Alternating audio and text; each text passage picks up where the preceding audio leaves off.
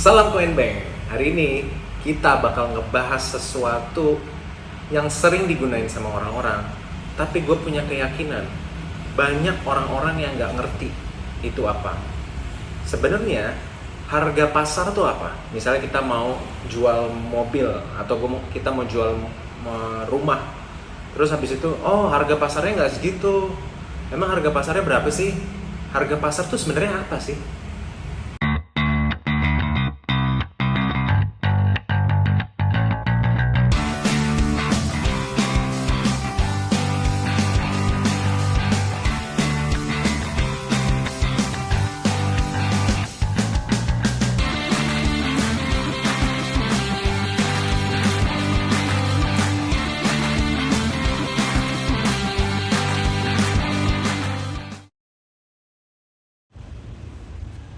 Nah, Coin Lords. Sekarang sebelum gue masuk ke harga pasar, gue mau cerita dulu tentang latar belakang gue berusaha untuk mengerti ini. Jadi, pada sekitar tahun 2012-2013, gue join ke komunitas saham namanya Investor Muda. Jadi di komunitas ini dijelaskan secara detail tentang harga pasar saham, tapi karena itu komunitas saham. Nah, kemudian kalau kalian pernah main saham ataupun yang nggak pernah nih gue jelasin ya. Di saham itu layar saham ya, di layar transaksinya itu ada bid sama offer. Nah, ntar gue kasih lihat di sini ya. Ada bid sama offer. Jadi bid sama offer itu apa? Bid itu adalah harga penawaran pembeli. Jadi dia mau beli barang, terus dia nawar nih, gue mau beli barang ini segini gitu. Terus offer adalah harga penawaran dari penjual. Gue mau jual barang harganya segini nih. Jadi bid sama offer ini biasanya dia ngantri. Dia ngantri sampai sekian banyak gitu ya. Sampai harga hari itu kan dia ada limitnya tuh, ada limit batas bawahnya, ARB-nya sama ARA-nya. Jadi auto reject bawah sama auto reject atasnya. Jadi harga hari ini tertingginya tuh segini, penawaran dari pembelinya dan penawaran dari penjualnya, terendahnya berapa, tertingginya berapa tuh ada batasannya kalau di pasar saham. Nah, pas saya lihat harga bid dan harga offer yang ditawarkan sama pembeli ataupun yang ditawarkan sama penjual itu adalah bukan harga pasar. Jadi itu baru harga penawaran pembeli dan harga penawaran penjual, bid sama offer, belum harga pasar. Nah, harga pasar itu terjadi pada saat bid sama offer itu bertemu. Misalnya nih, harga belinya tertingginya penawaran pembeli itu di 1.000, sedangkan penawaran penjual itu harus sama-sama 1.000 baru terbentuk harga pasar. Nah, ternyata hal itu juga terjadi di sektor real atau di dunia nyata. Jadi, pada saat orang mau jual rumah misalnya, nah dia offernya di berapa? Orang yang mau jual rumah ini misalnya dia offer di 1,7 miliar. Sedangkan orang yang mau beli misalnya bidnya itu di 1,5 miliar. Nah, itu belum terbentuk harga pasar.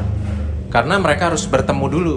Akhirnya tawar-tawaran, udah deh 1,6 deh misalnya yang pembelinya. Terus yang punya rumah, aduh nggak bisa pak, kita udah tinggal di sini lama, bla bla bla bla. Akhirnya turun ke 1,65 dan itu belum jadi harga pasar juga. Pada saat mereka deal misalnya di 1,625 miliar, kemudian mereka shake hand, mereka salaman, mereka tanda tangan kontrak, misalnya biasanya perjanjian notaris dan lain sebagainya, terus terjadi pembayaran, disitulah harga pasar baru terbentuk. Jadi harga pasar adalah pada saat penawaran dari pembeli dan penawaran dari penjual itu sudah bertemu dan sudah terjadi transaksi. Itu yang disebut harga pasar. Dan harga pasar itu adalah harga terakhir terjadinya pertemuan itu disebut dengan harga pasar. Nah, terus kan ada nyokap bokap kan dari dulu ngomongnya, beli rumah aja, harga rumah naik terus. Ya siapa bilang harga rumah naik terus? Bid sama offer itu bergerak terus sama kayak di pasar saham, tapi bedanya nggak kelihatan bid sama offernya berapa, tidak terlihat. Cuman sekarang bid sama offer lebih bisa terlihat karena ada internet. Jadi bidnya, misalnya orang mau beli berapa, ada yang naruh iklan misalnya di internet, mau beli rumah di daerah sini harga segini. Terus ada yang mau jual, oh saya mau jual rumah di sini harga segini. luas tanah berapa, luas bangunan berapa gitu kan. Nah kita bisa bandingin tuh pas kita buka mana nih ya yang luas tanahnya gede, luas bangunannya gede tapi harganya murah gitu kan. LT sama LB-nya tinggi tapi harganya rendah gitu. Nah itu penawaran dari penjual yang terbaik kan. Sedangkan penawaran pembeli terbaik kan yang berani beli tinggi. Dan di sini terjadi prinsip ekonomi. Prinsip ekonomi yang udah kita pelajarin dari SMP adalah pada saat yang mau beli banyak sedangkan barangnya sedikit, maka harganya akan naik. Pada saat yang mau beli banyak dan barangnya sedikit, harganya akan naik. Dan kebalikannya, kalau misalnya barangnya banyak tapi yang mau beli itu sedikit, maka harganya akan turun. Pada saat barangnya banyak tapi yang mau beli sedikit, harganya bakal turun. Itu adalah prinsip ekonomi yang kita udah pelajarin dari SMP SMA. Dan itu juga terjadi di pasar saham, di pasar sektor real, jualan rumah, jualan mobil itu sama semua. Kalau misalnya mobilnya itu laku, terus kita nawarin ke berbagai pihak, mereka akan perang harga, kan kita tawarin ke berbagai pihak mana nih harga tertinggi gitu kan. Begitu yang mau beli banyak, barangnya cuma satu, punya kita doang gitu ya harganya bisa dikontrol untuk naik, untuk bergerak naik. Karena akan banyak penawaran. Sedangkan kalau yang beli sedikit, barangnya banyak, maka harganya akan cenderung turun. Nah kemarin baru salah satu dari temen gua itu nawarin rumahnya salah satu kerabat keluarganya. Dan dia nawarin di kisaran Cilandak, Jakarta Selatan. Nah kemudian setelah nawarin dia bilang katanya luas tanahnya itu 300-an, 300 sekian gitu. Terus luas bangunannya katanya 300 sampai 350 meter LTLB-nya. Nah dia buka harga di 7 miliar kemarin. Itu kan bisa dibilang harga over ya. Nah, terus habis itu setelah dia tawarin ke gue untuk bisa gue sebarin ke teman-teman gue coba ngecek dulu harga over di internet berapa. Ternyata di sana di internet ada yang buka harga luas tanahnya itu kalau nggak salah 325 apa 320, nanti bisa dicek di sini. Itu buka harganya, terus luas bangunannya nggak beda jauh lah. Karena gue lihat di IMB-nya luas bangunannya di PBB-nya luas bangunannya itu 200 meter. Mungkin belum diupdate sama kerabatnya teman gue ini. Terus gue lihat yang di internet itu luas bangunannya 200 meter. Terus luas tanahnya agak lebih gede gitu. Dan dibuka offering harganya yang ditawarin itu 3,5 miliar. Jadi 7 miliar itu menurut gue agak kejauhan. Karena biasanya orang beli itu mengutamakan tanah.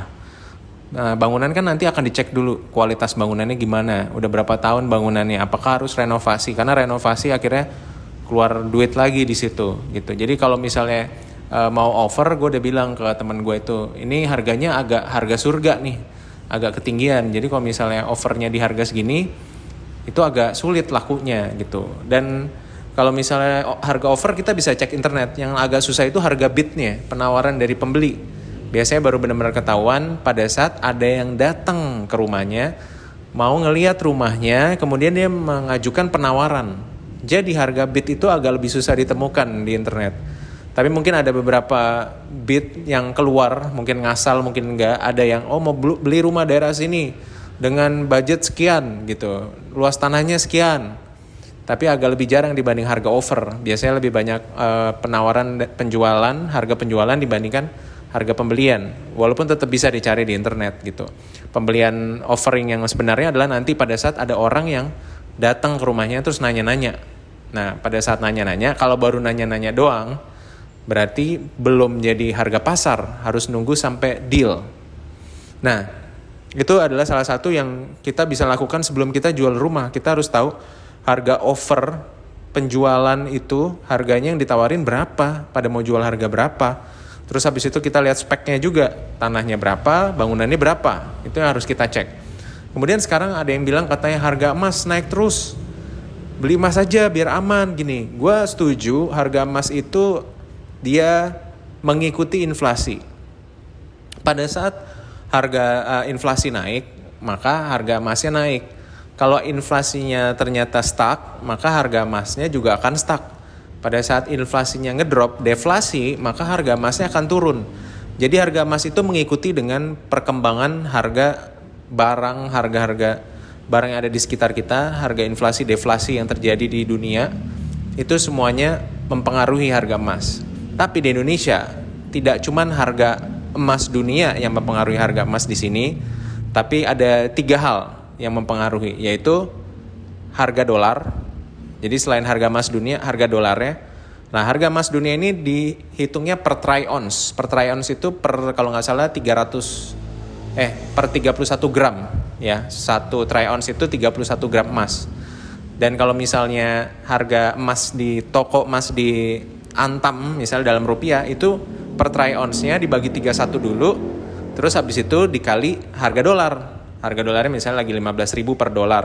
Berarti harga per troy ounce misalnya sekarang kan lagi di 1900-an, 1900 dibagi 31 terus dikali harga dolar sekarang, itu menjadi harga emas per gram yang dijual di toko di Indonesia, entah di Antam ataupun di toko-toko yang ada di pasar misalnya atau di ITC, biasanya ada beda spread lah, beda harga sedikit. Nah, jadi harga emas itu juga naik turun tergantung dari pergerakan ekonomi. Tapi memang kalau misalnya mau aman untuk safe haven, itu sebenarnya amannya pegang emas. Paling aman itu pegang emas. Emas itu safe haven karena dia akan mengikuti inflasi. Jadi harga beli rumah sekarang itu belinya misalnya butuh 50 gram gitu ya. Nanti sampai kapanpun beli rumah yang sama tetap cuman dengan harga yang 50 gram emas gitu. Tapi dia nggak akan bisa membuat seseorang tuh kaya. Kalau berinvestasi emas atau nyimpan emas itu nggak bakal bikin seseorang itu kaya, karena dia akan ngikutin harga inflasi. Tapi akan membuat orang aman, membuat orang tidak miskin. Jadi basically nyimpan emas itu nggak bakal bisa bikin kita kaya, tapi bisa bikin kita tidak miskin sebagai safe haven. Nah, pada saat harga emas naik itu gara-gara apa? Harga emas naik itu karena permintaan sama banyaknya barang dan permintaan itu pasti berpengaruh. Tapi kenapa bisa begitu? Tiba-tiba permintaan barangnya naik nih, banyak orang mau beli emas gitu. Karena biasanya orang itu takut pada saat ekonomi itu penuh dengan ketidakpastian di masa depan. Kayak contohnya 2023 diberitakan bahwa akan ada resesi global nih, resesi jangka panjang. Karena orang pada takut, akhirnya pada beli emas. Itu yang menyebabkan akhirnya emas naik. Dan pada saat emas naik pun sejalan dengan harga inflasi. Harga dolarnya biasanya kalau harga emas naiknya tuh menjulang naik, harga dolarnya biasanya turun. Dolar itu mungkin dalam jangka waktu sebentar ini, mungkin 2-3 minggu terakhir atau 1 bulan terakhir, dolar itu turun sampai 700 rupiah kali. Atau 1-2 bulan terakhir yang gue lihat ada penurunan dolar yang signifikan. Jadi harga emasnya belum terdongkrak luar biasa, masih di 1.060.000 atau 1.050.000 gitu. Tapi di samping itu pada saat harga dolar naik, biasanya harga minyaknya itu ikutan ngedrop bareng sama harga emas dunia. Jadi bisa dibilang harga pasar emas itu tergantung dari beberapa hal di Indonesia, yaitu harga emas dunia, harga dolar, dan juga keputusan The Fed atau The Federal Reserve. Tapi kita nggak akan ngebahas sampai sana. Yang penting kalian udah tahu tentang bid sama offer, dan kalian tahu harga pasar pada saat bid dan offer itu bertemu, terjadi transaksi, baru terbentuk market price atau harga pasar. Sekian dari saya menjelaskan hari ini tentang fokus kepada apa itu harga pasar. Kalau kalian tidak mengerti, please komen di bawah, atau kalian ada masukan, ada yang kalian bilang mau koreksi gitu, itu salah tuh, itu salah. Biasanya orang-orang saham kan udah ngerti banget nih bid sama offer, itu nggak bener tuh, ini gini, itu gitu.